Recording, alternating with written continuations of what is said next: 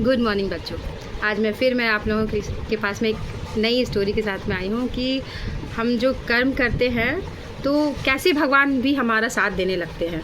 कैसे कर्म हम सिर्फ़ और सिर्फ हम अपना कर्म पे ध्यान देते हैं तो कैसे भगवान भी हमारा साथ देने लगते हैं। जैसे कल मैंने स्टोरी बताया था कि कर्म जो होता है वो सबसे प्रधान होता है, सबसे पहले हमें कर्म करना चाहिए। एक बार की बात है बच्चों की, गौतम बुद्ध जो है वो एक वृक्ष के नीचे तपस्या कर रहे थे और ऐसे ही बहुत ही जून जुलाई का महीना था, बहुत तपती गर्मी में वे तपस्या कर रहे थे।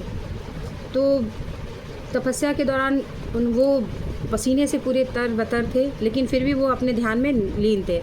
तो वहाँ पर जितने भी घोंघा थे वो घोंघा जो है 1 बाय 1 उनके सर पे आ जाते हैं और वो पूरे उनके सर के जो उनका सर का जो पोर्शन होता है उसको वो पूरा छाप लेते हैं।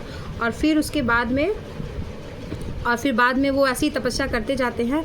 और पता है बच्चों वो कितने घोंघा थे, टोटल 108 घोंघा थे, ठीक है। और इसीलिए बुद्ध जी का जो बाल है वो उनके बाल जो है वो घुंघराले हैं। बुद्ध जी का अगर कहीं भी तस्वीर देखोगे तो तुम्हें भी दिखेगा कि बुद्ध जी का बाल नहीं है, उनके बाल जो है वो पूरे करली गोल घूमे। वो इसलिए क्योंकि वो तपस्या जब वो कर रहे थे तो काफ़ी तपती गर्मी थी। तो जब वो गर्मी में इतनी घोर तपस्या कर रहे थे तो भगवान ने घोंघा के थ्रू उनको थोड़ी सी छाँव देने की कोशिश की थी। इसी तरह अगर हम अपने जीवन में अगर कोई भी कर्म करते हैं, कोई भी अपने प्रयास करते हैं, किसी भी काम को करने का प्रयास करते हैं तो फिर भगवान जो है, आप एक कदम चलिएगा तो फिर भगवान जो है आपके उस कदम में वो अपना कदम से कदम आपको आगे बढ़ाते हैं और आपको फिर एक नया तरक्की की ओर आपको लेके जाते हैं।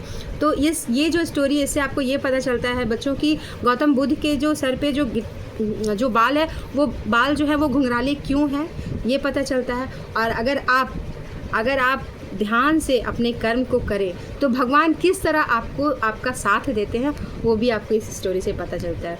धन्यवाद बच्चों।